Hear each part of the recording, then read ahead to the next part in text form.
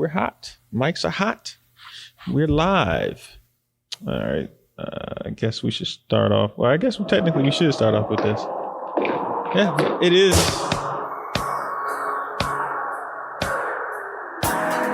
It technically is. That week. Yeah. Of course, everyone loved it. I love this video. All time, of course. 1983, baby. Happy Halloween, people. This is Halloween week. And the Day of the Dead week also, isn't it? Yeah. Day of Muertos, Saturday. Yeah, November 2nd. November 2nd. But also what's happening November 1st and November 2nd. That probably take him. Diamond Talk. Diamond Talk, baby. Yeah. Shout out, JP. Yeah, to James Forrest, Tsunami Tommy. I probably should have played the non-explicit version of this. Yeah. Probably should have. iTunes friendly version. Yeah, probably. Kid friendly. Yeah. Yeah, there it is. All right, people. All right, it's welcome to CT. Let me open up this podcast real quick. It's this Chris and Travis experience. I'm Travis. That makes me Chris. And welcome to this experience. Ooh. And this is actually, I haven't done this in a while. I haven't said, this is episode 23. We're deep in the 20s right now. We're Jordan. We to go. We to go. We Jordan right now. The real one. Yeah. And Diamonds is this weekend. Yes, Halloween is this weekend. The Day of the Dead is this weekend. I'm getting my gas turned on this week. I forgot to turn the thing on. Then I went to cook something and that joint would not work. I was like, what is happening? Yeah. So I had to call him. You don't got a gas water heater, do you? No. We got electric. Like everything's electric except for the gas. I mean, the stove, which is crazy to me. That's the only thing that's not electric. And then I have like a fireplace.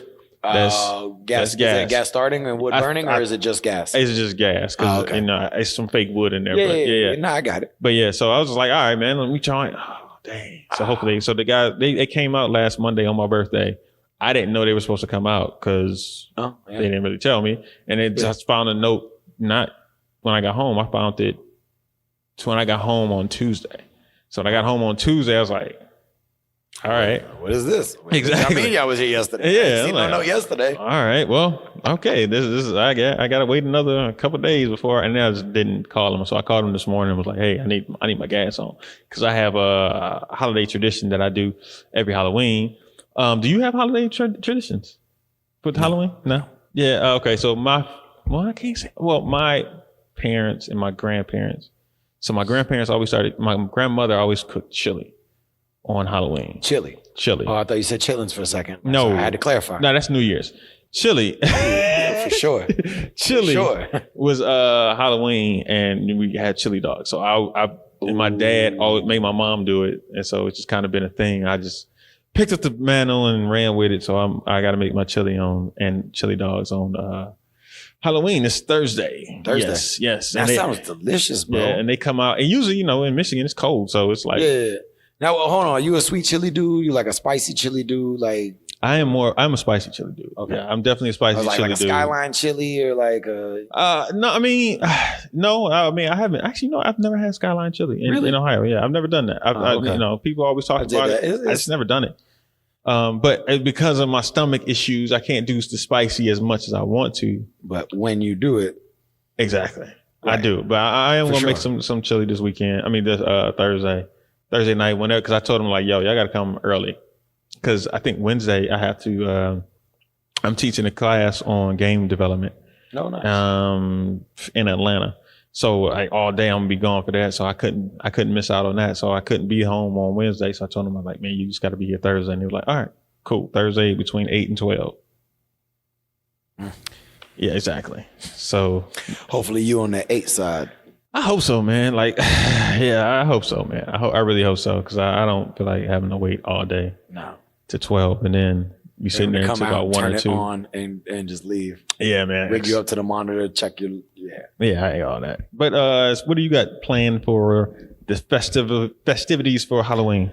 We're just gonna be here for the after schoolers. We're gonna close down at 6, no classes for night, and then go home. I think my wife wants to go to the neighborhood behind us to go trick or treating. So we're gonna take the kids trick or treating, depending on the weather. Yeah, it's supposed to rain. Did you y'all do a trunk or treat this weekend? We did a parent night out. That's why we got all the spider webs and all the decorations. The mummy Bob over there. Yeah. We had like 20 kids come through. It was pretty good. We made a big maze in the back with all the wave masters and stuff. So we did a cool setup. One of the other Jamon and them's JoJo did it on Friday.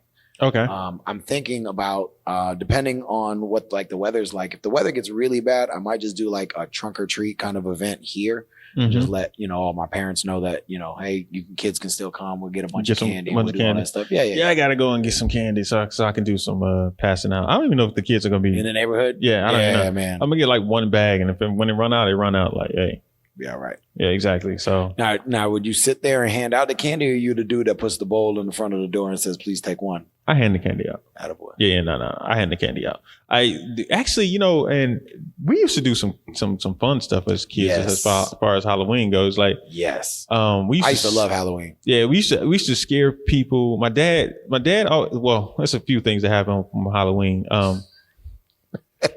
Originally I used to have like little sleepovers or whatever for Halloween. People come through. I would set up like gambling, like poker and all this other stuff, whatever. And then we start for one. I can't remember why we did it, but we had like a whole bunch of people from the karate school who was over at my house for Halloween, and we I think we the first time we did it, we dressed Ski up as a dummy and then put him on the stoop.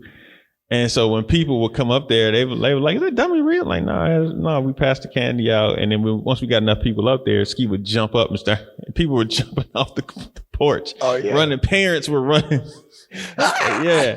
So I think we did it a couple years. I remember I was the person in the dummy suit basically sitting there. And then Ski had done it. And I think maybe Willie might have done it. I can't remember. But and then after that, people started knowing our house. Like, no, that's that house they be trying to scare people. Blah blah blah. We had like fake dummies. Like one side would be the real dummy, like, and then another side would be somebody in it, and then just never know. But yeah, we used to do that. It was just regular stuff. Yeah. No, we did stuff like that. Hey, did you ever? What was it? Did you ever trick? Did you ever throw like? Play tricks on people? Well, we played tricks. Yeah, we did play the tricks on people. You never toilet papered anybody's house? Nah, I wasn't that dude because like we lived in an apartment complex, man. Everybody that in my neighborhood, what are you gonna do? String up a duplex? Come on, man. You gonna string up the whole duplex? The hood ain't having that. Yeah, no. So I never really participated in that. We didn't throw the eggs. We didn't do none of that stuff. We were just kids. Went out and trick or treated. Okay. Did you have like rules? We would set up. We had what? Did you have like rules about how much candy you can eat? Oh yeah. Come back. Oh yeah. Our parents would always dig through and pick out whatever they wanted first, and then they would give us like, "Oh, I like all the Reese's. Yeah, you can have one." We used to get that. So we would obviously always just like we knew what we wanted. We'd stuff it and hide it, and so the parents couldn't get it. We had the parent. We had the parent what we show bag, and then we had that other bag. That was kind of the real stuff. The real bag. You wanted. Yeah. So we did all that, but when I got older, I started passing out candy a lot, and when I would pass the candy out, I started keeping the candy I wanted and closed down quick because that was my stash to sell candy in school. So I would take that candy. Wait, hold on. You see, now you giving out big candies. No. It was a small 25-cent candies. Oh, okay.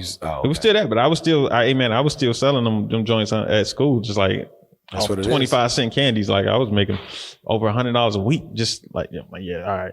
Off selling 25-cent candy. That's a lot of candy I had to move, man. I know. I had to move. I had like people working for me and stuff. Snacks, from the snack packs. Yeah. The little fun size bags. Yeah, man. I had people working for me and all that stuff, man. It was a big business until they, principal shut me down the senior year. I got through 3 years though. I got through 3 years before they even noticed. By the time I had high school, we were with the full bags. Oh no. I was straight. I mean, I had all kind of stuff. I had blow pops. I had all those little 25-cent candies, and then I had pixie sticks, which is my original thing that I started with. Yeah. No, listen. Yeah.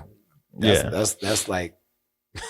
Yeah, they started fashion trends. Kids had the huge pixie sticks hanging off their ears, walking through they didn't know what was going on. But I was like, I I had like Candy King Candy. Yeah, I was a Candy King, man. I was. I had like stashes in 3 different people's different lockers. Oh, so I knew it. Yeah, so like, all right, I go to their locker. I'm like, all right, but I had like teachers. Man, he was making quick sticks. I had teachers on. I would say like I knew whose class I can go in. I would help. I would be a tutor for the teacher, and so they let me stand like the first 5 minutes. I would sell candy. People would come from other classes in between classes, and I would sell them real quick, and then and that was it. Like I'll hand the teacher some candy. They'd be sitting there eating it, and then bam. Yeah, they'd be in class, and then I'd be in math class teaching, like helping them. Like, nah, man, you gotta do it this way. You gotta do it that way. But yeah, no. I was an entrepreneur, man. Entrepreneur, day 100%. One. Yeah, man. Well, yeah. Always starting business. I feel that. Yeah, man. But I'm trying to think. Anything else that? Your best Halloween costume. Papa Shango from the WWF. Wow. I'll never forget that one. I had the like the tank top, the black tank top with all the skulls and the thing with the thing, and my mom painted my face, and she found a pic. Man, how old were you? I was like, golly, I had to been 11, maybe 10, 11. Papa Shango. That's a name. I did Sting. I did Sting one year. I did. My mom liked doing the face paint stuff, so she was good at it. Oh, so she liked doing. She was like, oh no, come on. She was like, yeah. Well, she was like, she asked me one year if I wanted to be a wrestler, because at first I was like, yo, I'll be Hulk Hogan. I was like, he kind of plain. Yeah. So she was like, nah, you got to be something exciting. Floridian, you can't rep for the home team. Bro, I know Terry. So I know him as Terry. Listen to that. All right, here we go. Yeah. So I did a couple of the wrestlers when I was young, but the Papa Shango one was my favorite because the detail in the face, like that was a cool one. Your mom have a picture of it? I know she probably got it somewhere. Yeah, I got one somewhere. I posted up on the book. I'll send it to you. Yeah, like okay, yeah, exactly. Chris's Papa Shango. One year I was like, because school party and different people's things, so I did like 3 or 4 different things. I was Tatanka. It was that same year I was like Tatanka, Sting, and Papa Shango all at different different events. Oh, okay. Yeah, so I had like different costumes, but other than that, man. After I hit like 14 or 15, I didn't really do costumes like that anymore until I'm gonna say 20s. Yeah, but you 20s. Going out. But like, but like that wasn't real costumes. Like I didn't do anything like big. I just did something like stupid, like a mask or something like that. Yeah. Okay. Or I would do like an old dude or just something ridiculous, and then break out with a backflip or something just okay. I can see that. Do stuff like that. I can see that, but nothing big. Like now, this year I was Spider-Man, so I ran around and did flips and silly string the kids. It was funny, but nothing real. Okay. No, I mean, what about you? Best one, the only one I could think of that it was. I mean, because I don't think as a kid I did dress up, Ninja Turtles and stuff like that. Yeah. And with the thing I hated about Halloween in Michigan, Detroit in particular, yes. So you had to wear a big old coat. I already know it's cold. So and you walking around. You might as well have just been a ghost, bro. Yeah. So then they'd ask you what you see, and you got to put the mask on, you got to unzip, and then you got to show them like, and then cover back up. Like, yeah. So I always kind of irritated by that, man. No. I think one year, me and Ski, I think I probably had to have been about 11 or 12. We dressed up. We were technically supposed to be pimps. But we took like some of Ski's 70s clothes, and we were walking down there wearing them or whatever. And then so that was that year. That's the one that was memorable. But the Straight Dolomite. Yeah, what? Well, we're gonna get to that in a second. Oh, bro. We are. Yes, we are. But I went in my favorite one, the one that sticks out to me now is, I don't know what year. It had to be 2011. So I was 31. And my friend comes to me. He was like, we're going to go to New York. I was living in DC at the time. He was like, we're going to go to New York for Halloween. And I was like, all right, man. He was like, man, look, but me and my boys, we dressing up. It's 4 of us, and we dressing up as boys to men. And I was like, that's funny. It's like, that's dope. And he's like, I got a perfect one for you, but you got to be over to it. I was going to do it, but I'm not going to do it. And I was like, all right, what is it? He's like, Bobby Brown. And And he's like, man, you can have the tights with the little, what is it, like the wrestling joint with the little the singlet. The little single thing. And he's like, yeah, you can have that with the red socks and shit. I'm like, I'm not dressing up There's no Bobby Brown like that. He's like, all right, man. So we look. I was like, all right. He's like, all right. How about you do the one from? Oh dang, what song was that? Well, anyway, it was all black. It was like kind of a mix actually between My Prerogative and what's the one where he's humping around? Nah, the one where the Mike Tyson redid it. He had the white background and said Bobby on it. He had like a black suit that had Bobby going down the side of it. Yeah. So I had a black suit, no shirt, with Bobby going down the side, and then I took the Xbox headset and then put that on as if I was in My Prerogative video, and then I had a bag of sugar. Sugar. You had a Gumby? Yeah, I had a bag of sugar. Gumby?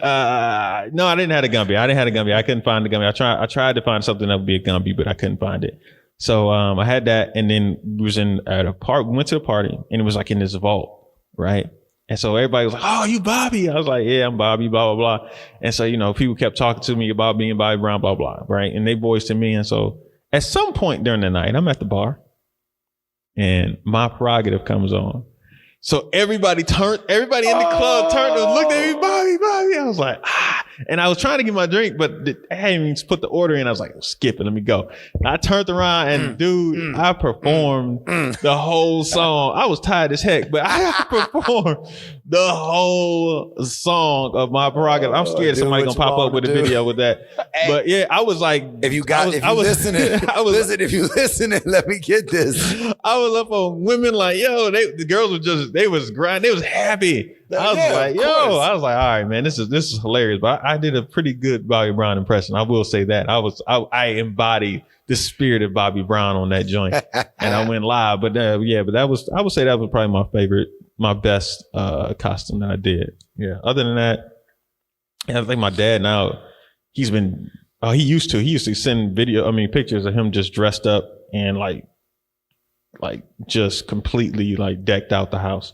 And stuff like he just loved it. But yeah, we got one of our families. If you like go right behind the school, like their whole house, they got all the inflatable stuff. They got the web set up. On Halloween they'll have dry ice out there. That's probably the neighborhood I'm gonna go to. Yeah. I will sit around. I will sit there and just hand out the candy at their house, and I'll let their teenager run around and take my kids. Yeah. Okay. No, I mean I'll have to go around and do some of it. Like it'll be fun, but like they gonna want you at there. At the end, I'm gonna be like, yo, I'm gonna need to go sit down, go get me some of this Halloween drink. Yeah. And did you go to a party you had the thing. I didn't know if you had went to like a party or something like that. Nah. I'm old, man. I saw some people posting on Instagram. They I've seen a couple of things going around here. Yeah. I didn't participate, man. I just kind of looked like actually, you know what I did do this weekend? Carved a pumpkin. Oh. I did. Nice. Yeah, I did carve a pumpkin. A young lady and her daughter wanted to do it, and I was like, all right, cool, man. We'll go ahead and do that. And it was fun. I gotta admit, it was. Did you do the stencil and then cut out the stencil piece, or did you draw it on and try to figure it out? I did the stencil and drew it in the stencil. Yeah. And then cut it. But actually, I didn't. Cut it from the. I tried to do this. I couldn't get the pencil to actually get in there, so I just started cutting through the stencil. That's what I did, bro. That's what I did. I took last weekend. I did that. I took my son to the pumpkin thing, and that's what I did. But then it went bad, so I had to get another pumpkin from the pumpkin patch. So I got to do another one. When I go home, I'm gonna. You said you did it. You got to. I got to do another one. I got an extra pumpkin. It's sitting. I got the pumpkin. I don't need the pumpkin. I was like, I don't want to do because we went two, right? We did 3. 3 different pumpkin patches? No, we ain't going to. You got 3 pumpkins. We went to a farmer's market and grabbed 3. It was 2 for $3, and then it was like, so it was 3 of us. So it was like, we got to get a third. She was like, just grab a 4th. I was like, who gonna cut a 4th pumpkin? I don't want to cut it. So because I want to do this. There's a cramping in my head. I haven't written in that long, man. Yeah, man. I was like, I don't want to do a 4th. I was like, all right. Well, I was like, you gonna cut it? She's like, yeah, I'll cut it. I was like, all right, that 4th pumpkin is still sitting in my house on the counter. I was just like, yeah, all right, man. But yeah, just draw on it. Yeah, take a Sharpie and draw on it and set it out with the other ones. Nobody would care. But it didn't come out. It didn't come out bad, man. I had got some. They had some like plastic teeth you can screw into it. Yeah. So I did that, and so I cut a big hole. I cut the side of the mouth to smile, and then just cut the big chunk. Just a big chunk, so you could put the teeth in. Put the teeth in. And it's like, all right, I'm done, and it came out pretty cool. It's a little freaky, a little scary, a little Jokerish. Perfect. Yeah, I was pleasantly surprised. Hers was like a skeleton that looked like Coco. Like it had like a sugar skull skeleton kind of thing. Yeah, had that Coco thing going on, and you put the like little thing in there. But anyway, enough of that crap. All right, so yeah, move on. What did you do? Let's go into this weekend about this past weekend about stuff that came up and stuff that happened this past weekend. We got some 2 tournaments. Yeah, Jason Warren with the Music City Smackdown. Yep. Shout out to Jason. He comments a few times. Yeah. Looked good. Good size. Obviously going to be well run. He's got his competitive edge. I seen they did a seminar. Competitive edge. That's a team name I haven't heard in a while. Well, that's his team. Yeah. Yeah. Don't they primarily do forms? Yeah. Weapons. Yeah. They're good because, he's got the Presleys. That's why I used to always see them. Yeah. That was them, and then they moved. Yeah, that's his school. That's like his school lineage, team, bro. That's a school team. Okay, that's like they're all from the same school. There's a new kid, PJ, is pretty dope. He's okay. When I was showing you the kid with the kick up in the air, when I was showing you trying to show you the ladder thing. So what? Oh, yeah. The one kid with the glasses that was kicking up like that. That's from Jason's school. Okay. So he's the one who had the ladder thing. Yeah, he's the one that had the ladder that I stole the ladder thing from. Okay. Jason, I stole that, bro. I told you. Yeah, it's sitting right over there. I don't have it painted on my wall like he does. He's got it like literally painted on the wall like it's a permanent fixture. I just put some electrical tape up there. Yeah. We don't give out pink stripes too much, so bam. There you go. So, but yeah, I did that. So I know his tournament went well, and then the Dave Scalar International, I don't even want to say it wrong. Dave. Yeah. Used to be Kick International. There was a West Georgia finals. Tournament here too. Oh, was there? Yeah. Because Tony's school went there. Because half of them went to Marcel's Morgan's I knew the Morgan seminar. Yeah, and then the other ones went to the West Georgia International. And they came. Some of them came afterwards. Yeah. Did you check out any of the ESPN Point Fighter? I saw the Yaskar fight. Yeah, the Yaskar. The overtime fight. Yeah. I mean, one of the things I thought about was I couldn't feel the energy. Right. You know what I mean? Like, I couldn't just get the energy through the screen, through the fight, of the urgency of the fight. I was just it being the finals. Yeah, I just kind of being on ESPN. Yeah, what it was on the stage. Yes. Yeah, it's just like you watched a exhibition match almost. Like it kind of looked like an exhibition match. I just didn't get that energy, that rivalry type today. But yeah, I agree with you. I didn't get that. There was no pressure to win, no impact in there, and so I just didn't see that it had that major energy. Yeah. And I think a lot of our sport loses it when we get into the finals. Because a lot of times I sit back and I just watch. It's just dead, man. It's like the energy is gone. It's been a long weekend and people just, all right, let's get this over with. Let's finish this thing. And I always get that feeling for the finals that it's like that now. I think, do you think that will improve with moving those nighttime finals to 4 and 5 o'clock, right after the tournament, getting it done, getting over it, so that way you can keep the energy, so after this is over, you can still have time to go out and do something? Or honestly, I think the way the structure of our sport is, I just don't think you're going to get the energy regardless. Because think about the momentum, the fights, and everything happening, and then all of a sudden there's a break. And then people are at that point. People are kind of like, it's like you slowing, you're slowing down and you're cooling off, and now you just want to get something to eat. Like if I'm not in if I'm not the part of the finals, if I'm not in the finals and it's over, like there are tournaments where, no offense, because I want to see what's going on, I just don't even want to go because I'm tired, I'm hungry, I'm sore, I'm hurting, whatever it is. I just want to go out and have some fun, have some drinks, talk to some people I haven't seen in the last month or two, whatever. Without having to sit next to somebody and watch the same people I see. And then sit there and have to be in the crowd. Like I want to be on that stage. So you know what I mean? I just want to just get out of here. I don't feel like dealing with this right now. As an odd idea, which I have many of, and I just came up with this, would it be more beneficial to do 3 or 4 nighttime shows a year and then have every other tournament fight all the way down right after the tournament? Have like a Diamond show, a US Open show, a Battle show, and a Warrior Cup show. Like the big prestigious ones where there is that extra. And then you wouldn't even do that. You would just do like set matches, and you would do like a showcase. I think that's what that honestly, I think that would be better if it's just a showcase. Like if it comes down to it, pick 4 set fights, pick out a team match, pick forms, 2 or 3 different forms people, and have them train to get there. And then there's a certain amount of money that's going through this thing and in order to be a part of this. Actually, to be honest with you, what might be kind of cool to see is the winners from the previous event are into the showcase of the next one. So like we call it the Grand Series or something to that effect. You know what I mean? Like where the winners of the Pan Ams, of all the divisions at the Pan Ams, are now automatically in the nighttime finals for the Diamonds. And those are the people who are going to compete for it. It's just those straight 8 people. There's nothing else that has to do with the rest of the tournament. Those straight 8 people are whatever the case may be. I mean, it's something that's to be different because now you're game planning for a month. Well, yeah, who you have to compete against. That and you now have those people and you can market people that to market out for the next tournament. Same thing with the forums, the weapons, who's going to be there, who's going to be in it, and it's a show, and you can build almost like a quote unquote show around it. You can talk to them about it. You know what I mean? Like something you can do. That's where they can do something based upon their membership and their points.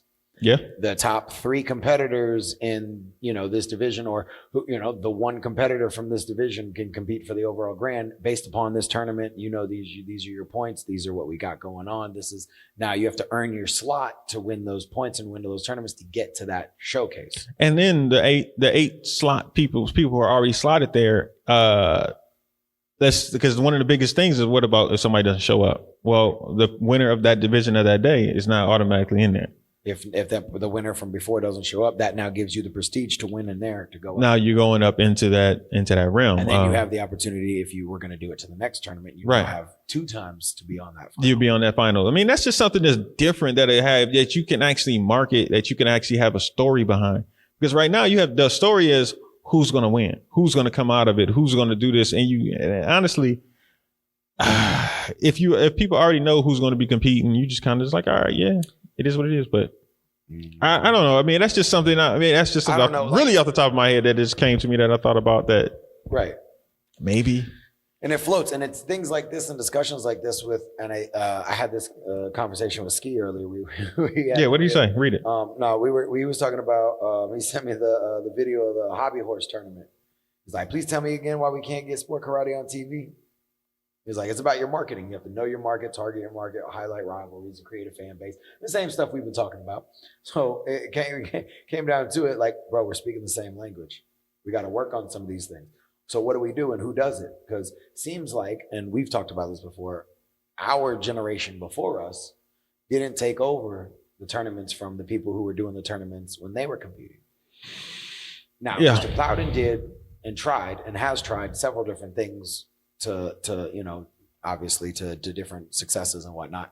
But that generation before us didn't take it and add to it and build it and make it bigger. The same people who were promoting tournaments when our instructors were fighting are still the ones promoting the tournaments. Nobody else stepped up not very many people stepped up and took it. So it's like, okay, at the end of the day, right now, we're like 2 generations behind.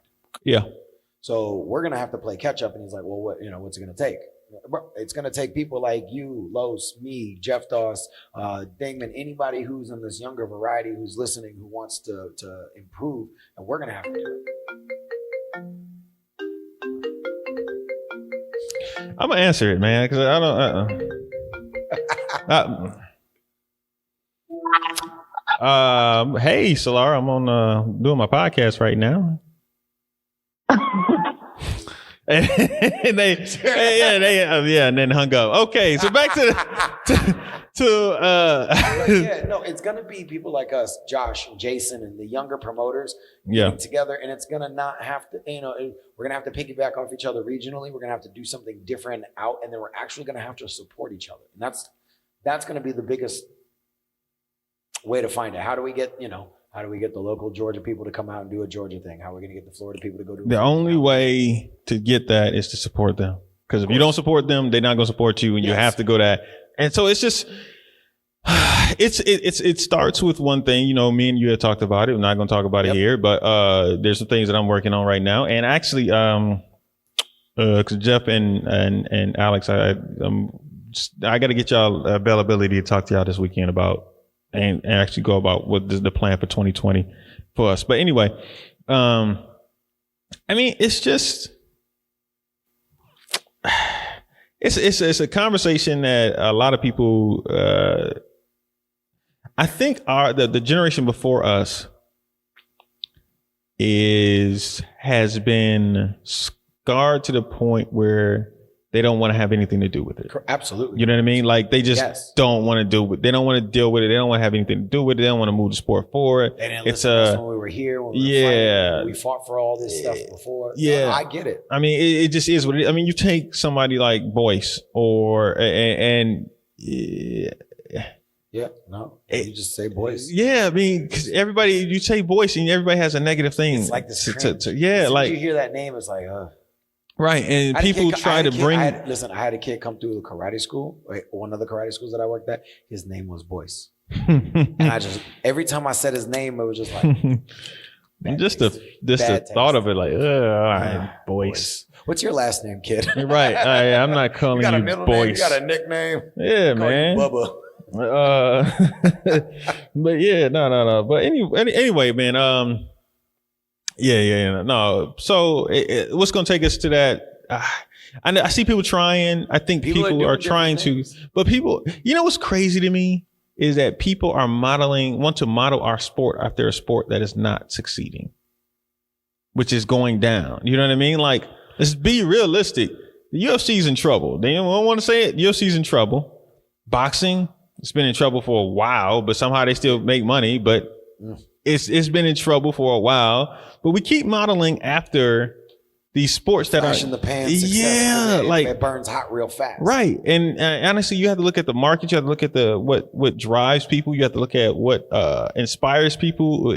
We are not only competing with everything. You're competing against everything, especially with streaming now.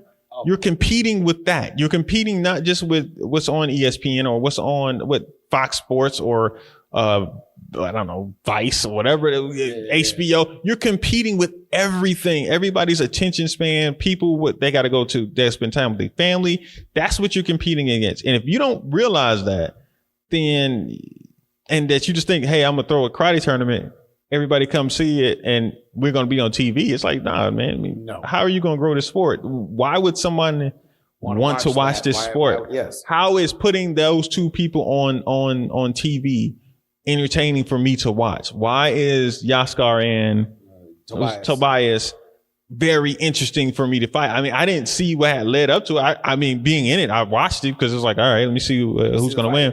Yeah.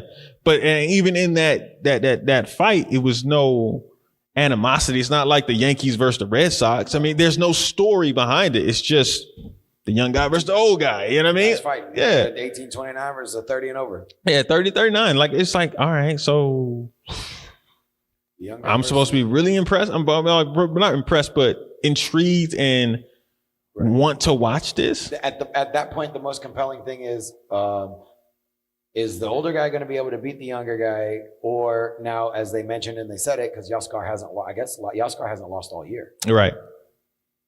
I never fought Yaskar. Yeah. Hearing that, it like tickets makes me like are $139, bro. Man, I didn't do nothing in 2 years. Y'all Scott would kill me right now.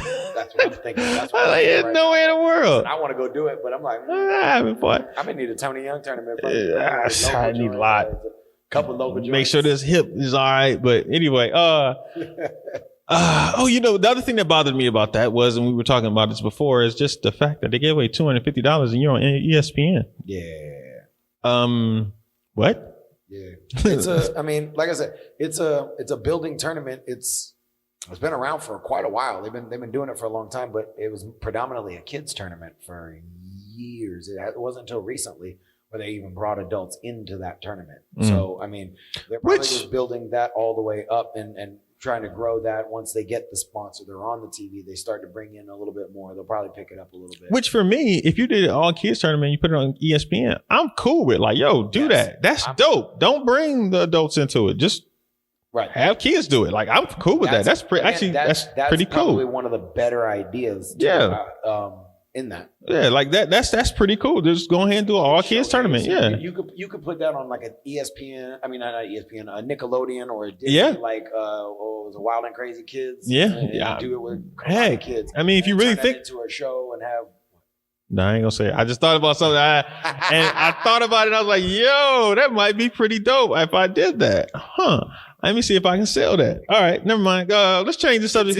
Because I'm gonna end up saying some stuff that I don't want none of you people thinking about.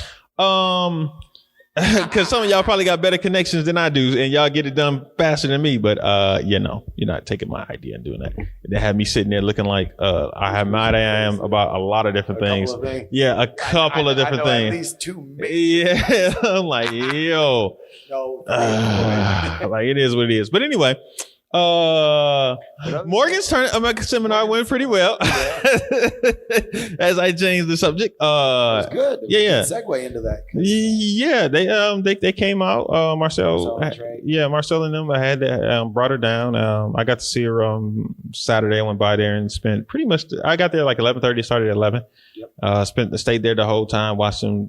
Some of the drills that she was doing was just kind of funny to reminisce and watch her do drills that I used to do as a kid, and watch them complain like I used to do as a kid. It's just like, I remember that.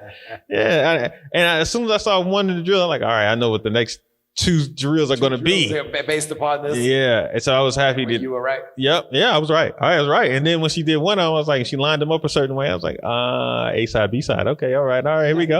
All right. I know what's coming now. Yeah, all right. But that was interesting. That was. I was gonna say, how cool was that though to watch? It's kind of cool to watch. Some of the things that was kind of funny was hearing some of the kids ask her questions about just her in general. Like they asked her, does her dad let her fight? It was like, okay, your dad let you do karate? She was like, yeah. But they were like little, like 5 years old. So it's like, yeah. So did your mom do karate? Like, yeah. So listen to her go through that. One of the interesting things she said she said she felt like she always liked punching more than kicking. I was like, I remember you. Like you kicked more than you punched. Way more than you punched. That little leg went up. Yeah. I'm like, no. But yeah. So I hit like 18 when I didn't like to kick anymore. I love to kick under 18. I think a lot. Well, I don't know. Did you like to kick? Were you a kicker? When I was a kid? Yeah. Oh yeah. 100%. I was a kicker. I think that's all of us as kids until we find what our groove is. Well, it depends. Well, I guess because my brother was older, but he couldn't kick, so he was a puncher. Oh. He had that back fist. Just couldn't. Pop. Yeah, he was back fist. He was throwing that back fist all day. But as far as me, I was a kid that had to sit do the splits on the chairs all the time. You know what I mean? Like, so that was me. So I was like, I'm trying to kick you. My favorite kick is axe kick, and so I'm trying to kill everybody. Like, yeah. Gave myself the nickname the Executioner because I was trying to do axe. Yeah, man. Like that's who I was as a kid. But man, that's good. Yeah, so Jason and I were just throwing kicks at each other as kids, 10, 11 years old. Just throwing kicks at each other all the time. Trevor, throwing kicks at each other all the time. That's what it was. But honestly, the 90s, that's what it was. Kick, follow. 90s, it was kick, follow. Yeah, that was. And it was always back fist follow. Back fist reverse punch. Body punch follow. No. It was pop, pop. And it's whoever, it's just rock'em sock'em robots. Both people bring their legs up. There was There was not a lot of movement in the early 90s. No. Not at all. No, not at all. Not at all. Not at all. No. Anyway, I just remembered stuff, man. Wait, what? What'd you remember? I just had a flashback to one of my fights at the Open and just boom, boom, boom, boom. Oh, yeah. Boom, boom, boom, boom, boom. When are you going to move? Boom, boom, boom. Exactly.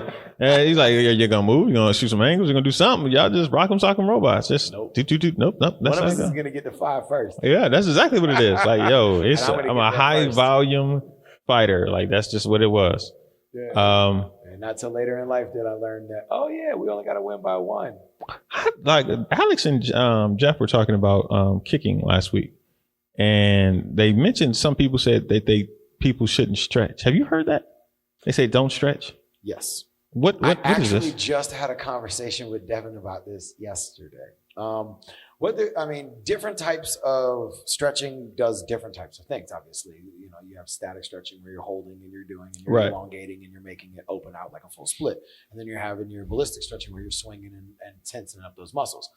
Typically, if you hold those splits longer, the more flexible people, the Chloe people, Steve Horst, they're not going to necessarily, for the most part, they're not really going to have the same speed, the same takeoff, the same quick twitch muscle because their muscles are elongated because they've been stretched. Where you have someone like Raymond, who's not super flexible, kind of swing his leg up to get it right around his chin and eye level without the jump, and he takes off, whack, and he's quick. There are very few people that I've noticed that are uber flexible that are also super explosive. There are very few super explosive people who are very, very flexible. You look at my best example is gymnastics, floor routines versus rhythmic gymnastics. The people with the ribbons and the balls, and they be doing all kinds of super flexible, leaning, putting their feet on their head and doing all this stuff. Those people can't flip like the other people can. The people who can flip like that, the gymnasts, most of them can't do the stretching and doing that uber flexibility like they can. So that's kind of probably what they're talking about. So was Devin trying to say he shouldn't stretch because he doesn't want to kick high? He wasn't saying that he shouldn't stretch. It was saying that he thought he was stretching wrong because he was holding his splits for a whole minute, and he thought that was the best way to increase that. When he heard that it was probably decreasing his speed and his explosiveness because of the stretching and holding it for that long. You have different times and if you're warming up, you want to and your body's, just breaking in a light sweat, you're not going to want to sit there and hold a 2-minute split.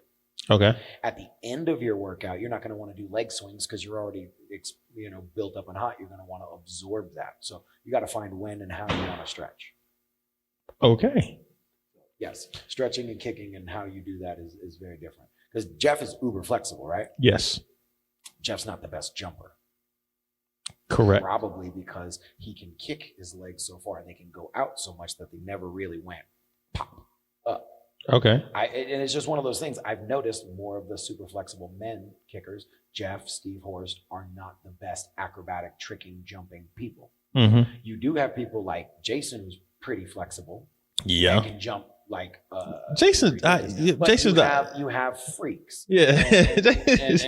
And all kinds of good ways and different ways, but you have exceptional athletes, and no matter what you do. So that's why I preface it with always, most of the time, or more than likely, it's not going to happen. You have the exceptional people. Right. Mark Canonizato is one of them. He's super flexible and can fly.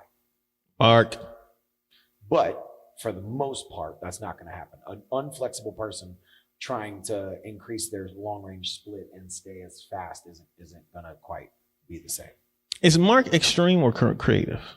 Mark is extreme. Mark did the 12 whatever, marking used to be able to double cork and box cutter and do all that crazy stuff. Now, as a pure tricker like Mike Guthrie and some of the adrenaline people, like the new, I'm not sure he would have been that hard into it, but he could do all that stuff. All right, because I always see Emmett as the person who's really tricking out, doing all that kind of stuff. But Matt's dope. Yeah, but I didn't know if Mark was on that same stuff or he just didn't. He didn't do. I always thought he was so stronger. Most of the stuff. Matt's stronger. Matt's stronger. Matt's stronger. Okay. Yes. Power stronger. Marcus flies higher and his stuff looks effortless. So it's a contrast in styles. Matt is more, because for me, growing up, it was Mark and Sammy. Sammy Vasquez is that hard power. He could double and triple and flip. And Mark would go float, fly, pop.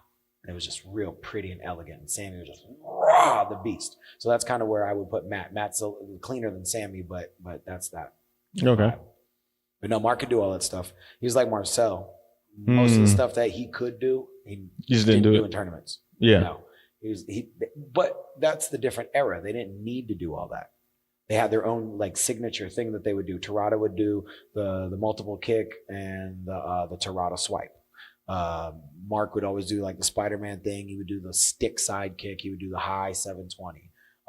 He would do something down into a split. Like they all kind of had their own signature style and techniques. So not everybody had to do the swing through, full, swing through, full, split. Like it wasn't the same things. Yeah. So do you think like nowadays it's just repetitive? Or do you think that people have their own signature? There are some people who are starting to stand out and they have their little thing and their little thing. But as far as the tricks, all the tricks are pretty much the same. Everyone still does a round off flash kick. Everybody does this touchdown raise into some sort of cork. Everybody does some swing through, so something or other. So a lot of the stuff is the same. You got some cool kids doing some cool things, but most of them are juniors. Most of the adults kind of look the same for me. Okay. Well, I mean, you're the person who's. But I come from where you had people like Steve Terada, and then you had when I was a kid, you had Butch Marks, you had Jeff Doss, you had Steve Horst, we had like Adam Feldetta. We had a bunch of kids that did different things. Some of them couldn't really jump high, so they were flexible and they would kick. Some of them who couldn't kick real well would flip and do 10 flips. Some of them who weren't really good at that would be clean stances and be super creative. Vince Johnson. Yeah, Vince. Vince was dope and creative. Now, Vince is creative. Okay. Vince is all creative. Now, he could 720 and he could do some tricks. No, not to say Vince couldn't do tricks. Vince could trick. But Vince wasn't tricking with Matt. But Matt's hands and what he was doing wasn't like what Vince was doing. My man did, my weapons are my hands, and did a whole creative form with not one kick, not one jump kick. Everything he did was stances and hands and creativity. That's creative. Like, it was dope. It was dope. So we had differences. Like, now it kind of looks, like I said, pretty much the same. Kind of the same. Yeah. Small differences. Smally. One guy does double bow. No. But double weapons, man, that became a big thing.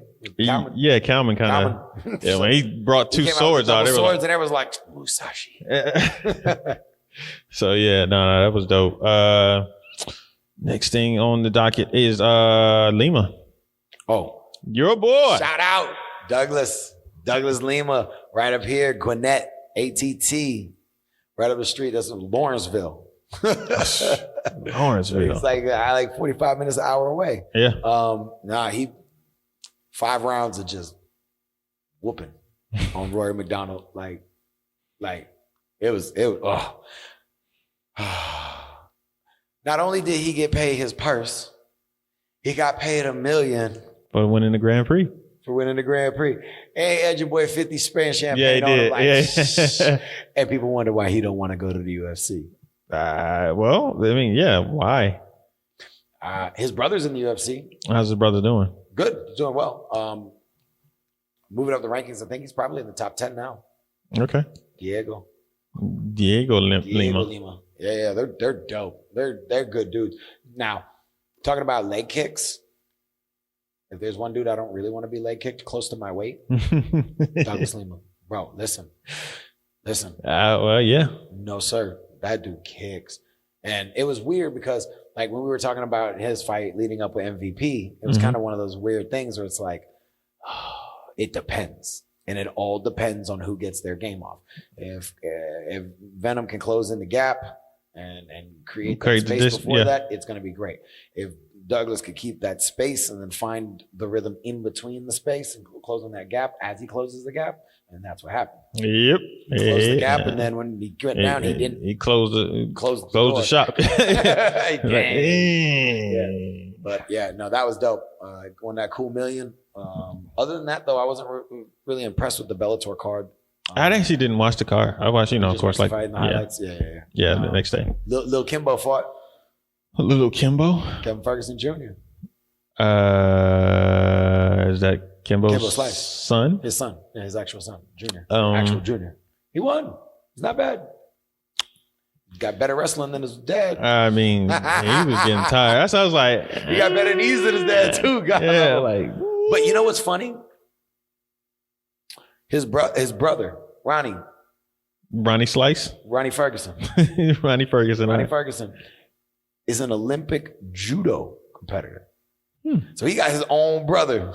He's a judo guy. Yeah. Like, so, they got, he had some training. Obviously, you watch his old backyard videos. Kimbo has some sort of training with the boxing. His tucking and rolling was pretty slick. Yeah, but. And that's where Jorge Masvidal came from. From Kimbo? From Kimbo's backyard fights. The first time anybody ever saw Jorge Masvidal, most people saw Jorge Masvidal was probably, 2001, 2002. He did a bare knuckle brawl in the Kimbo arena. It was a rematch and he won. Oh, yeah, no, I didn't know that. No. Jorge Masvidal used to do all kinds of, bro, that's Street Jesus. Okay.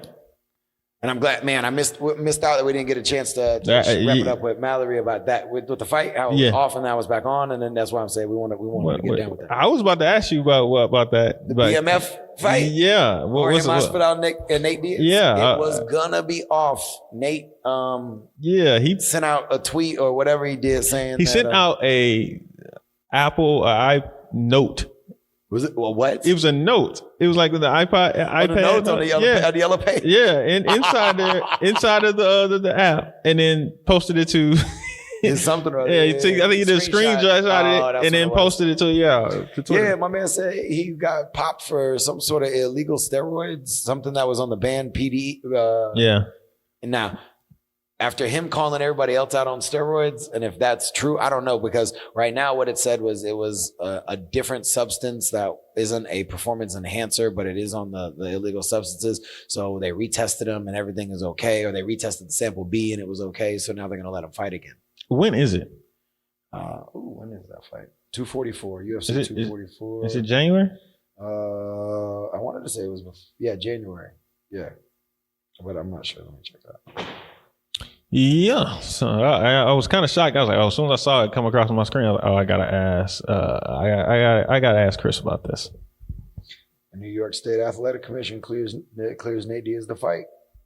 See, and he took shots at other people. He tried to tell him just to be quiet about it. No, I'm letting them know. He said, "No, I'm letting them know." Like just so I can get some money. No, I'm letting people know that this is bull. Madison Square Garden. Yeah.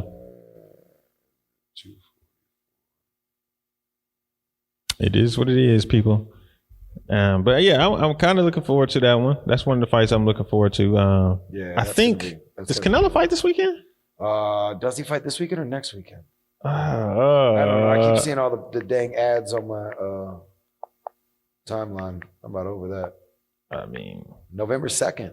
Yeah. So yeah. No. That's the Jorge Masvidal Nate Diaz fight. So this weekend. It's Saturday. Oh wow. Oh man. Oh, and yes, and it is the Canelo same. Too. Canelo is this weekend. So we got Diamonds, Canelo, and the UFC. Yeah, this is a good fight weekend, people. Oh man. Yeah. I know what I'll be doing. Yeah, be sitting there watching this all the time. We got a TV up over here. We got an iPad up over here. We got a laptop up over here. Yep. What time? Oh man. Okay. Yeah, they ain't fighting till midnight. Yeah.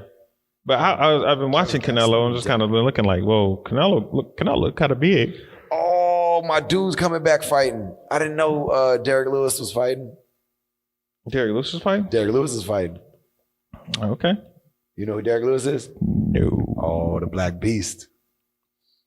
The big dude. Big black dude. Yeah. I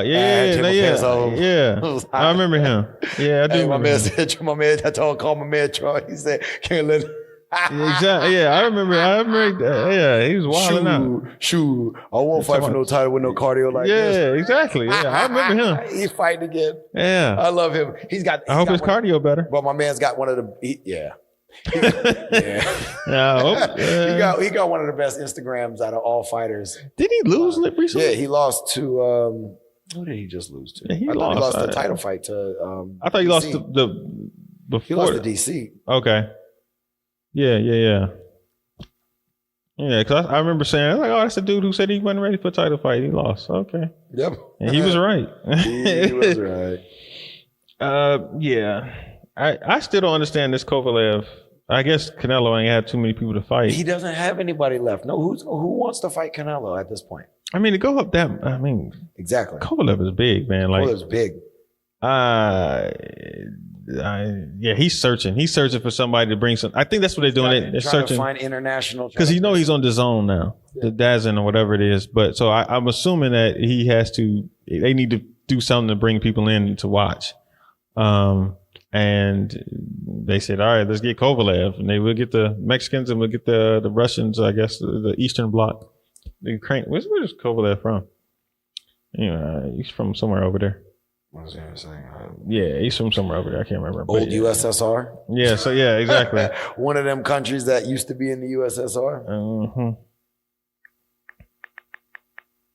Sergey Kovalev. Where you from, Sergey?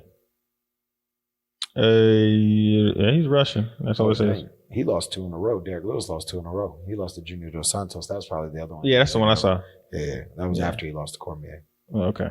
Well, I mean, it is what it is. Yeah. So, anything coming up on One UFC? I haven't seen too much coming up for One. Yeah. Well. Anyway, all right. Off to the next topic before people fall asleep. Actually, One is it's just a fight contender series. Oh, okay. Yeah. So Diamonds. Yes. Favorite Diamonds moment. My favorite Diamonds moment. Mm-hmm. It doesn't have to be in the ring. It could be watching. It could be watching. It could be it was crazy. After. It's funny because Alex mentioned it, bro. I was there when dude got kicked in the cheek. Yeah. I'll never forget that moment. Boom, he got hit, and we're all on the front of the stage because Jack was next. Jack was fighting next, and I was at the front of the stage. I got there late on my flight, so I missed out on fighting in that super fights that day. Okay. So, I'm already upset. So I'm watching, boom, and he's standing there, and he's on the line, and he's trying to and you could see it, and you could just we're sitting, I'm looking up at it, So I don't know if that's my favorite, but that's the most memorable. Far the most memorable Diamonds moment. Oh man. And I remember watching stuff as kids, Yeah, I never went. I never went when I was a kid. My first time going was 2007 when I got on Paul Mitchell. That was the first time I ever went to. Really? Yep.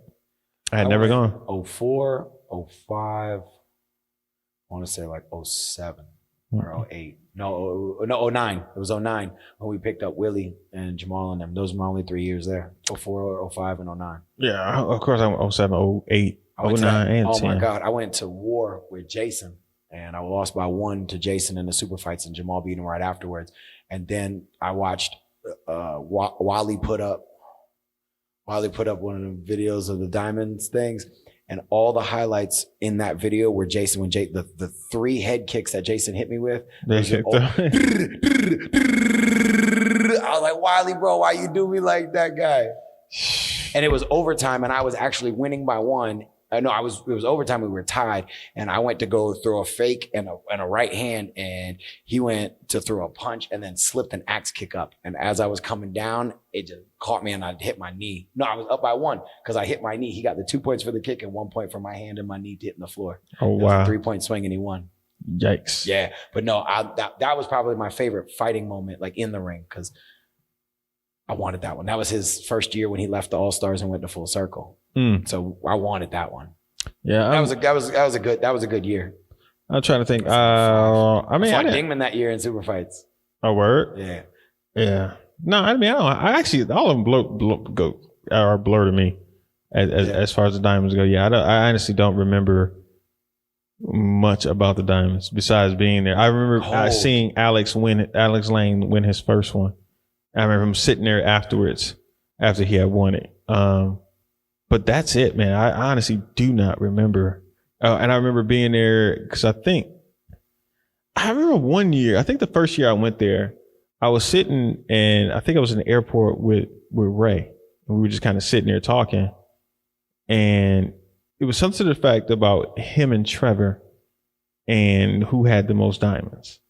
Yeah. And he was there, and he said he was there because he wants to get another. Yeah, he wants to get another. Four or whatever. Yeah, he wanted to get another diamond more than Trevor, something to that effect. And I was just like, yep, that sounds about right. It's like, all right. That sounds exactly right. Yeah, so it was just an interesting thing. But other than that, man, it was just. Because what? Trevor's got 4, right?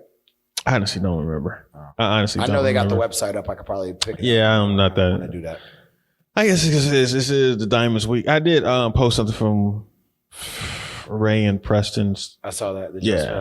Jumps Man. 04, that was my first year. Yeah, I'm gonna try and post something different, a different Diamonds clip every day. Every day. Yeah. Just do that, and then next week is WKC, so I'm gonna post a different WKC one next week. Because WKC starts Wednesday? It's opening ceremonies are Wednesday. No, opening ceremonies are Monday. Monday. Yep, opening ceremonies are Monday. Registration starts Saturday. Wow. Yeah. So it's. Are they going? Who? Oh, Impacts. I mean, Morgan and Avery. Really? I believe they're going. I don't know. Is Chris healthy enough to go? I have no idea. And then I wouldn't assume Jason and Verona would be there. If my uncle does go, if the rumor is right, there should be somebody else there. I'm pretty sure there will be. They'll be there competing. I know they'll be there competing. Okay. That's so I know what I'm really caring about, because these are the things that I want to see. Yeah. I want to see the Cam Avery Diamond fight if I can get that. But is Cam going? The team is going. Okay, so Cam should probably be there. He should be there. Yeah. I know. Yeah. I know all of them are going. Yeah. So yeah, I mean, James is going. Yeah. So I mean, it's going to be. Lightweights are going to be dope. Who's all? I know Kevin's going because Kevin wants to get his 3rd ring. Kevin's going. James is going. I know from this group, Zach is going. I know. I think Blake is going. Spence is going. So just off that right there, that's Zayn is going. I think I'm not 100%, but I think Justin's going. Ortiz. Okay. So in that realm. So yeah, it should be interesting. I mean, I'm pretty sure Legend Squad will be down up there. Legend will absolutely be there. Pretty sure Proper will be going. Didn't Proper win the diamond a couple years ago in team fighting? I think they won. I think they won like 2 years ago. Last year or 2 years ago, Proper won diamonds. Okay. Teams. I would assume Bailey would be going. Tyreek will be going. Like I would have just assumed. It should be a diamond. I would assume everybody would be going. It should be. It should be a good turnout. Yeah. I'm looking. Like I said, I'm looking forward to having my iPad on most of the day while I'm here at the dojo trying to catch Friday night and Saturday streams and whatnot. That's what I do. I just set my networking event I got to go to on Saturday. I just set up my iPad over in the corner and just. That's fine. That does when I watch it later, because I probably won't see who's. You can fast forward. I can fast forward when they just standing around, which annoys the heck out of me when they just standing around for the next division. Like, why are y'all waiting? Like, what's the whole It's automated. We already have you registered. Yeah. We need to check you in and move. We could check you in. We could check everybody in at one time. And then if there's that 1 or 2 people that are late, we can just, hey, your division's now. You're here. Click. Yeah. Randomize and let's go. But yeah, I don't get why it always takes so long in between divisions. It's always crazy to me. We used to have 40, 30 people in a division and did it by hand and by paper. With the crumpled up piece of paper with the X's on it. Yeah, the X's and O's. Yeah, who got the buys? Yeah. Yeah, man. We did that with 20 people in a division, and it wasn't no problem. So, we would get out at the same exact time, unless you were in Miami. Unless you have to compete. Oh. Yeah, because I used to run a little long there, buddy. Yeah, they did. Yeah, so. Oh, back when it was at the other place. On the concrete with the little tape that would yeah, man. Oh my God. Yeah.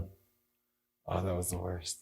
But yeah, no. Maybe we don't compete. Man, that is one thing that I will say that I am truly, truly thankful for. We don't fight on concrete no more.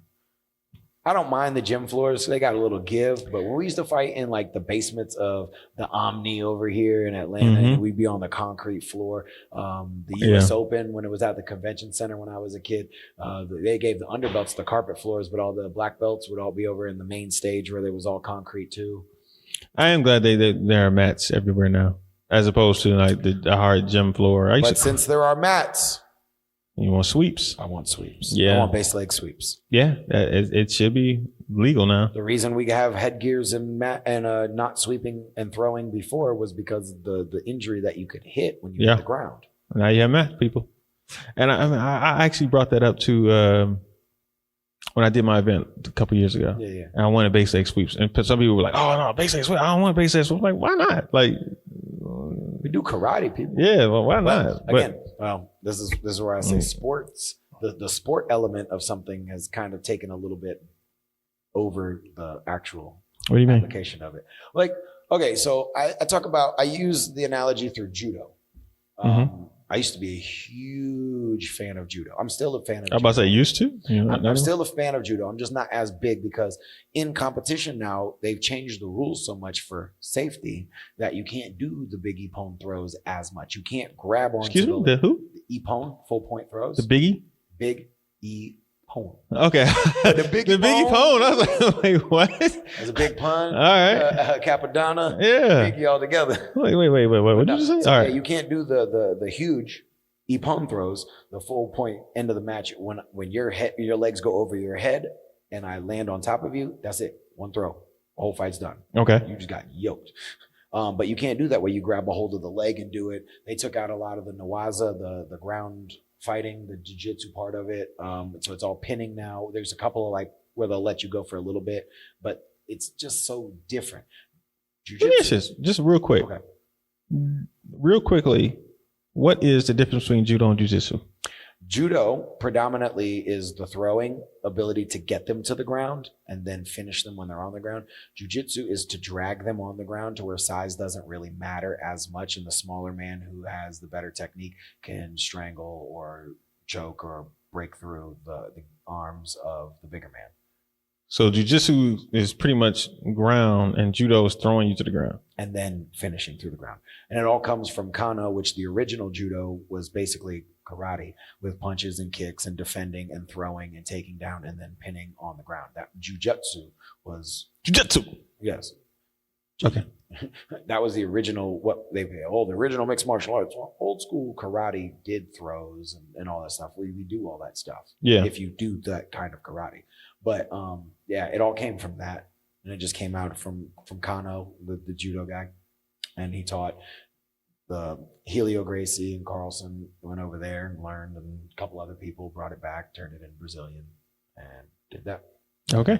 That's why it's now Brazilian Jiu-Jitsu, which is based out of judo. The more you know. Educating y'all, people. All right. Next. But continue. So the sport element, for the safety of the competitors, for the safety of the fighters, we lose a little bit of the application of the art itself. Okay. So jiu-jitsu, I was going to transition that into jiu-jitsu. As a purple belt, there are moves that I'm just not allowed to do in competition.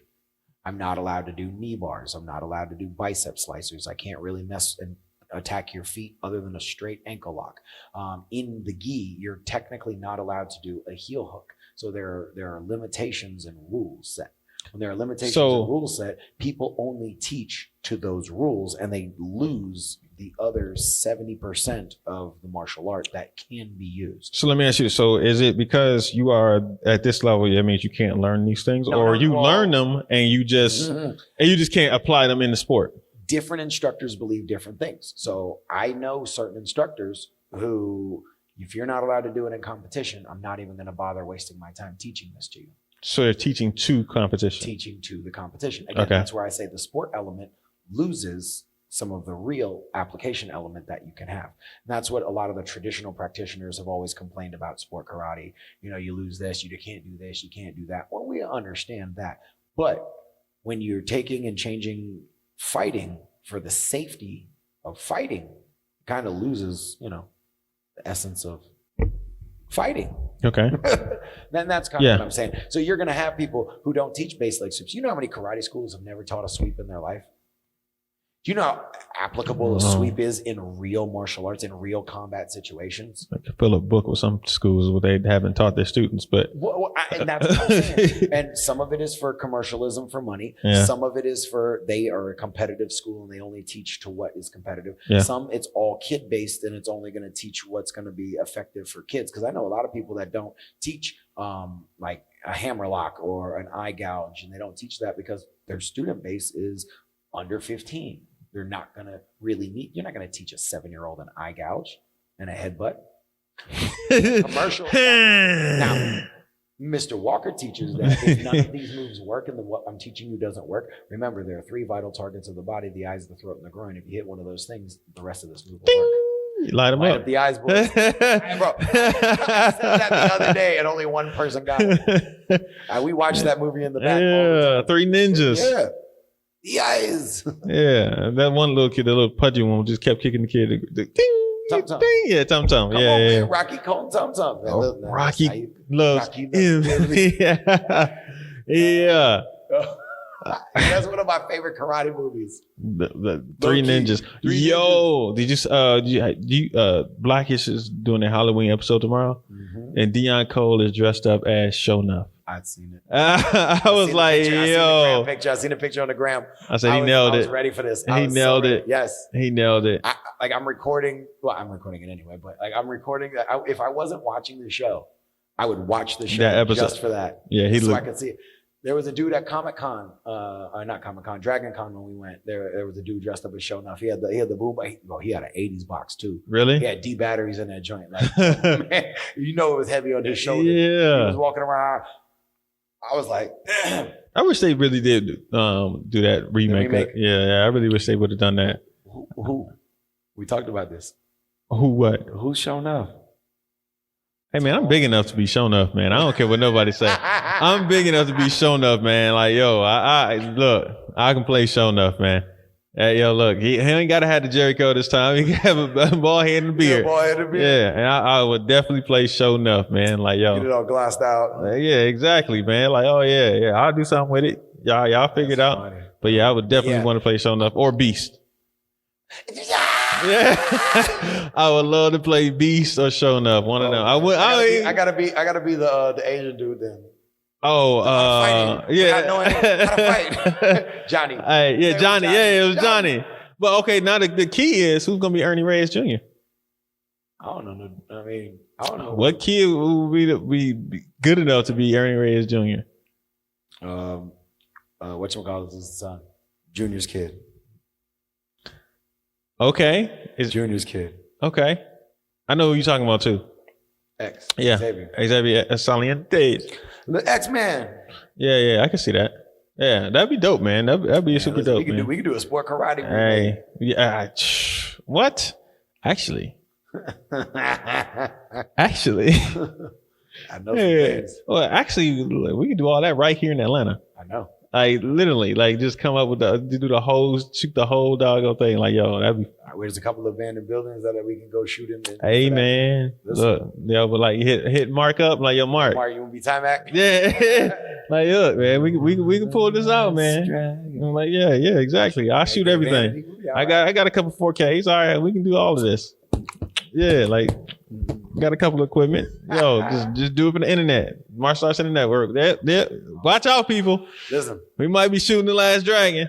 I am all about this life right here. Oh, guerrilla style too, boy. What? Y'all ain't ready for it. Oh, shoot. Speaking of thinking about now, we're talking about movies. Halloween, do you watch scary movies? Do you do the horror movies, Freddy, Jason? Not really, man. Like, Halloween. I mean, to me, because it just be like, yo, why are you like that commercial, that Geico commercial, they running behind this train saw, like, no, don't jump in the car. Like, so I don't really get into it, man. Like, if a young lady who likes being scared, she wants to go and watch it, then I'll go watch it with her. But I think the last one I went and saw in the movie theaters, what was the name of that movie? Where they were, I'm about to say like they're possessed, but it's like a whole Paranormal Activity or whatever. Nah, it's like It's like a ghost is trying to go inside the person's body, and it's like it just like it's always been around this particular person. Oh, man, I can't remember the name of that movie. Young lady wanted me to go see it, and it was kind of freaky, man, because like it was just a ghost following this kid, and he grew up, and the ghost just kept following the kid, waiting for it to get inside of it, And at the end, I'm not saying it at the end of the movie, but anyway, it's just like, yo, it just kept, and then the closer it got, that means the closer it was about to get to you, and it ended up going into, I think his daughter or son or somebody went into that realm, and he had to go in there to get it, and because some other being was trying to get inside her body. It was a freaky movie, man. I cannot remember the name of that movie, man. And I think they've had like a few different movies that end up coming out, man. Like Conjuring. Like it, but yeah, man. But what about you? I take it you were a big. I was. I don't really watch them now. My wife doesn't really like them, so I don't really get to watch them. I mess with her and I make her watch a couple every year. I make her watch like one or two. What's your favorite one? So when you go to? I really like the Rob Zombie remake of Halloween. Rob Zombie remake of Halloween. It was the latest Halloween that they just did. Danny Trejo's in it. Like it's a little more realistic than the original. The original was like, yeah, he's a psycho and he kills people. But this one is like, it shows him as a kid and it shows the development. It shows him in the mental asylum. It shows him so it's kind of freaky. But no, it's I like that one. My all-time favorite Halloween movie is Nightmare Before Christmas. Nightmare Before Christmas. You never seen that Tim Burton? No. The claymation? Wait, hold on, tell me. No, I never seen it, man. Jack Skellington. I've seen that. This is Halloween. Bro. Insidious. Oh, Insidious. Insidious is the movie I was talking about. Yeah. Insidious is the movie I was talking about. That was a creepy movie. That was really creepy. I was just like, that's just kind of I don't really do like the weird creepy ones like that. I don't. I watched the original It when I was a little kid. Mm-hmm. So like, did you watch the new one? Yeah, part 2. Yeah. Okay, I haven't seen it yet. I had to watch it. Like as a kid, when they do anything from like when we were kids, like I kind of got to see it. Like I watched the remake of Nightmare on Elm Street. It was trash. I'm sure. It's Wes Craven's New Nightmare, which was kind of a play off that, which was like the 90s version of the 80s version of Freddy before they did the 2000s remake. Like, okay. Well, see, that leads me to that is my favorite horror movie is Wes Craven's Scream. Oh, Scream? Scream. Like, it's more so because it's like I'm trying to figure out right. who did it, and that's the appeal for me. I like suspenseful movies. Yes. Like that. The big plot twisting. Yeah. So that was Sixth dope. Sense.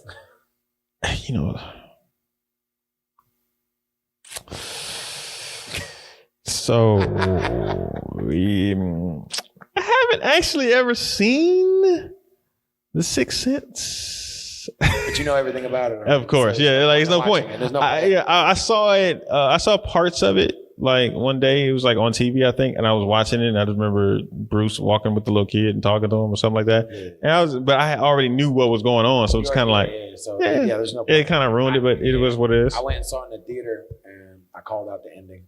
I was with Mr. Smith, and so I was like, man, he's dead. No, he's not. Look, he ain't talking to the lady. Ain't nobody talking to him in this whole movie. He talks to the kid talks to everybody else, but the kid talks to him, he's dead. I was that way for the Joker.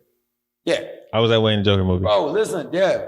I don't want to explore it, but I picked up on that. I was like, because it just didn't make any sense. I was like, hey, wait, what? That doesn't make any sense. Yeah, that don't make no sense. That doesn't even happen that way. That doesn't even matter. Yeah, no. Nobody's gonna sit there and talk to one person and completely ignore somebody else. It's not gonna happen. Yeah, no. Unless you're really petty and you don't like somebody. That's true. I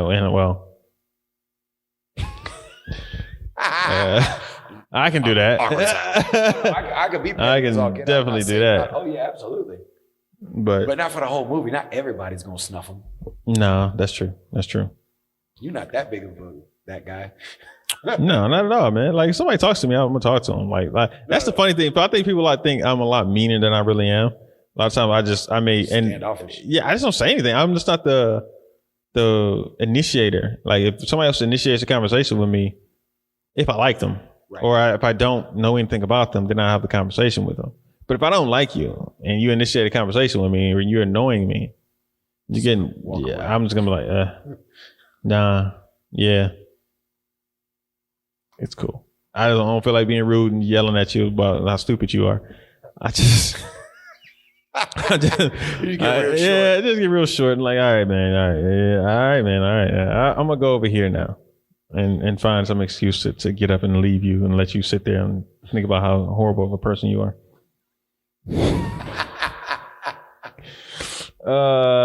Man, anything else we gotta talk about, man? Did somebody have something this weekend for you? Like something to do with karate, like a match or anything like that, or a kickboxing match or anything like that around here?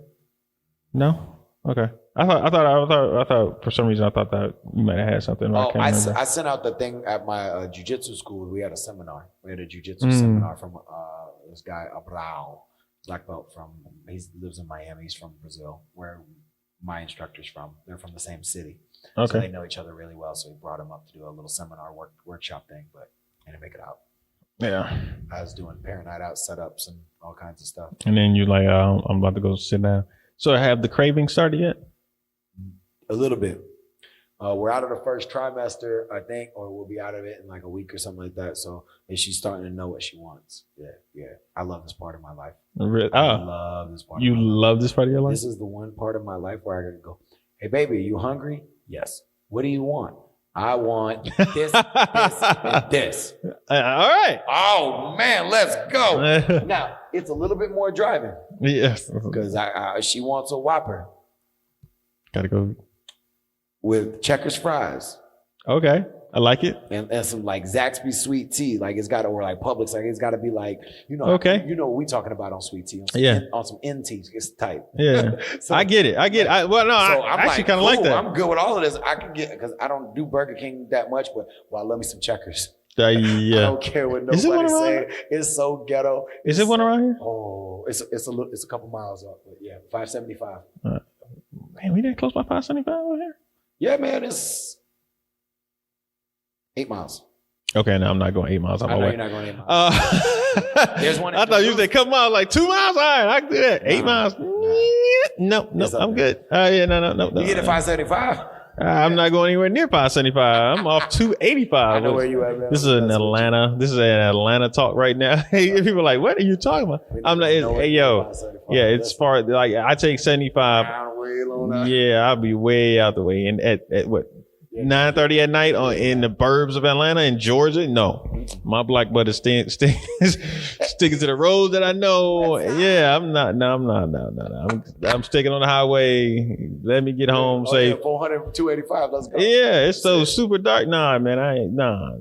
No, I'm not gambling with my life out here. No. Anyway, anything else that's going on in karate world or just in pop culture world that we need to cover right now? That you can think of? No, like I said, I'm looking forward to this diamond. I want to see who's there. I like to see some of these rivalries that are starting to build. Yeah, because this will be the last close of the show, so it'll be interesting to see if there are any off-season moves, team switches. It's that part of the year. So because some teams might not be going to diamond, so they might be trying to figure out and restructure right now. Yeah. So it's right around that time of the year where things start to get a little interesting. It gets quiet for a little bit, but it gets interesting in the behind the scenes work. So depending on how what goes on this way. Yeah.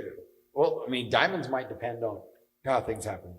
Again, there might be 1 or 2 pickups for upcoming for the diamonds. I wonder, do you foresee an upset from someone from Minnesota, some local that just comes popping out? Because Katana did it. Yeah, she did it. That's right. She's from Minnesota. Minnesota. She's an NK girl. Yeah. She stepped out virtually unknown and went all the way to the finals and won the diamond against Ray Lynn. So I mean, it can happen. Mm-hmm. NK's got a bunch of pretty good fighters. Yeah. In the male side of it, I don't see it. I just don't see anybody overtaking Kevin Bailey, James, or Avery. In that group. Cam, Brian. in the lightweight group, Tyreek. Who do you see winning the diamond this year? Depending on who shows up. Based off of just all of the lightweights that we have, like Bailey. My money's always on Jack or Robbie. Are they going? From what I heard. Okay. So there you go. Supposed to be in the building. Speaking of, does Jack have a diamond? Jack does not. Jack has a diamond super fight win. Lightweight super fight win. Yeah. But I don't believe Jack has a diamond. No, because he lost to James last year. That was the closest I think he got, other than I think he was in an overall once. To Ray? To Ray, maybe. Or no, I don't know. Because Jack did go that year. I don't know. Might have been Jack and Ray in the finals. But he didn't win. So he hasn't won one. I don't think he has a diamond. Robbie doesn't have a diamond. Mm-hmm. So yeah. My money's always on Jack. Robbie can always win, but it's gonna be interesting. I can see Enrique showing up and winning. I can see Bailey showing up. Yeah, that's what I'm saying. I think I'm leaning towards Bailey. I think I'm leaning towards Bailey winning it this year because this is what his third year in the adults. I think this is he hasn't won it yet. I got a feeling that this is probably gonna be the year. This will probably be the year that he'll do it. Yeah, I just got that feeling that it'll be that time. Especially coming off that Bristol. Maybe. But man, that was watch that. His fight? Yeah, with Elijah. Actually didn't. I didn't see it. I haven't gone to Birmingham to watch it. It was like that? He kind of gave up at the end. Tired? Just overwhelmed. Just not working, getting Elijah. Oh, Elijah killed him. Yeah, it wasn't like a spread, like a big, huge spread, but it was enough to be like. Was it 2 rounds? Yeah. Oh. Yeah, and then it just kind of like all right. It was the force without actually using the force kind of thing. Is Elijah going? Yeah, I don't know. I have not confirmed that. I would try. Wait, when is Waco? November. Oh, it's at the end. It's like around Thanksgiving. Yep. Yeah, it's at the end of it. Thanksgiving. Okay, yeah. Around that last week. Okay, yeah. Okay, so I was just like, wait, when is that? Who's our Waco team? Top 10, I guess. Blake. Enrique can't fight for us. Enrique is from Guatemala. Dude, I have no idea. Honestly, I have no clue who's going over Jerry there. Liker, Bob Liker. Who's the Waco team? Did they hold tryouts at the their I would imagine that they would have grabbed Blake. Don't they have one? I would imagine they would grab Blake. Well, yeah, Blake. And I would imagine they would have grabbed Bailey. They probably would have talked Bailey into it. Bailey, Tyreek. I don't know. I honestly don't. I have no clue who would be doing it. Yeah.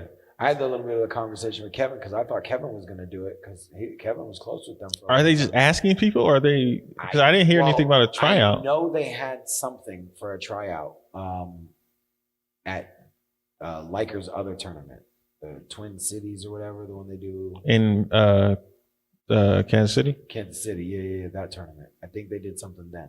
Tornado? Is it Tornado? It used to be the Tornado Internationals. I don't know if it still is. Might be the Tornado Internationals. I don't know. Because I know he had stopped it, but maybe they started it back up. I don't know. Maybe that's what it is. But I know they have a tournament in Kansas City that I think that's what they did there.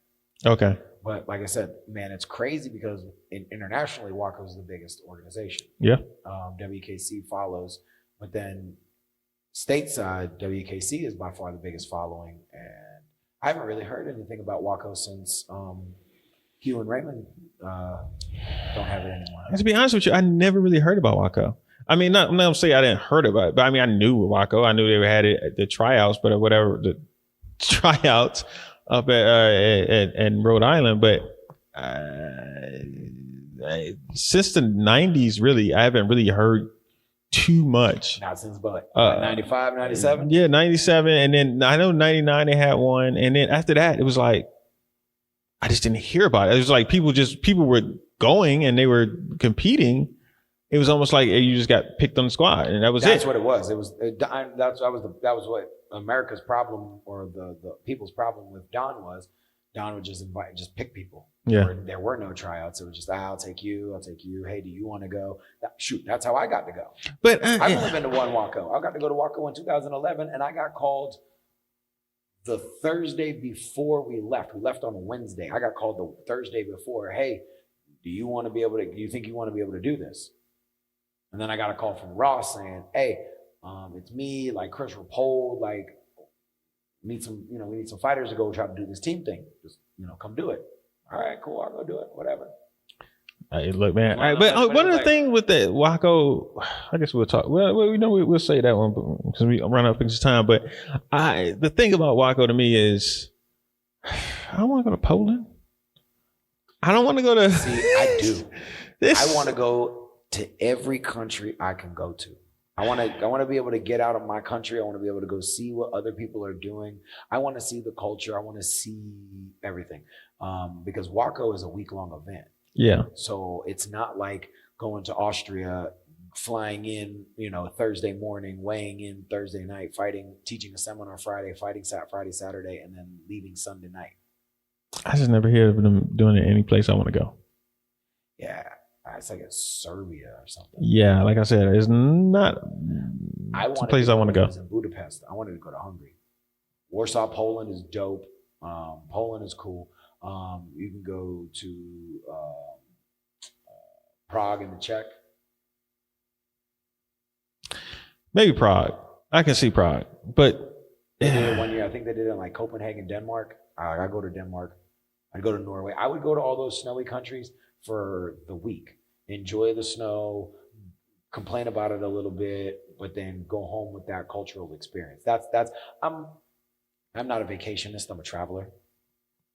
Okay. So I would rather go around, and I would like to see those things. I'd like to live that. I want to go eat those local meals. I want to go try whatever they do. I wouldn't mind if it was like next year, WKC, I'm going.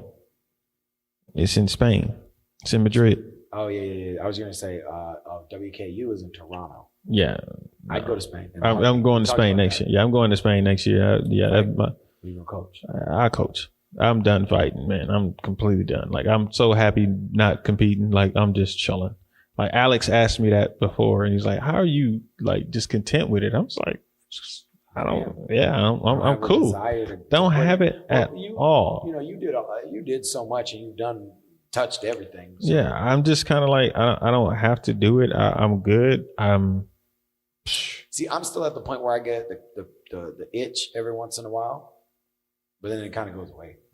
Yeah. It's like I'll get the itch and I'll train and I'll start, picking back up my training sessions, and I'll do 2 a days, and then I'll start to get sore. And I'll be like, that's why I don't do this that much anymore. Because now I'm sore. Now it's hard to teach. Now I got to deal with, and I got to run around with my kids. And I'm like, yeah, no, I just have zero desire to do it. Every now and then I may get a little bit of desire just to see if I could do something. And that's more so like we were talking about earlier, like when they said nobody's beating Yaskar. Yeah. So it's kind of like, that's a challenge. But then that's it. Like that. But then I think about it like, I got to do this. Like, I ain't trying to train like that. I had that conversation yesterday with James and Kevin. I was like, I feel like I could go do that. I feel like I could go win that 30 and over diamond. I feel like I could do that. But I would have had to start 3 months back at the bare minimum. And then now I got to do get my time in all the tournaments. I just don't feel like doing all that. So yeah, no. I gotta go to at least 3 local tournaments to break off anything that I would want to fight. Yeah, it's bare minimum. All right, we got anything else we want to talk about? Mm-hmm. Nope. I just know we're gonna have a great show next Monday. There's gonna be so many daggone. Oh yeah, because I think I'm gonna call some people who are up there at WKC because that's the opening night. They ain't got nothing to do on Monday and Tuesday. The fighters don't. That's all forms. And the fighting doesn't start until Wednesday. Wow. So I can call some people up there, like, how's it looking up there? And talk to them. I'll probably do that next week. Yeah, exactly. Like, we're in Niagara Falls on the American side. Yeah, I know, but it is what it is.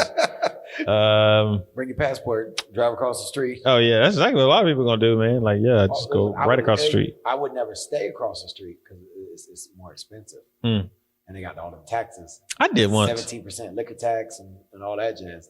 I'm going back to the States. Yeah, I did. I stood up there. I rode up there once, and oh no, I was up there by myself. Yeah, I was just there. I loved it. I've been a few times. Yeah. Trevor and Casey used to do the TNT Nationals up there. TNT Nationals. I went a few times. That was a cool time. That was a cool tournament. Yeah, you had a thought right there. Oh my god! Yeah, I got a few. Yeah, that was a great time. All right, man. We'll talk about that off camera. Yeah, yeah.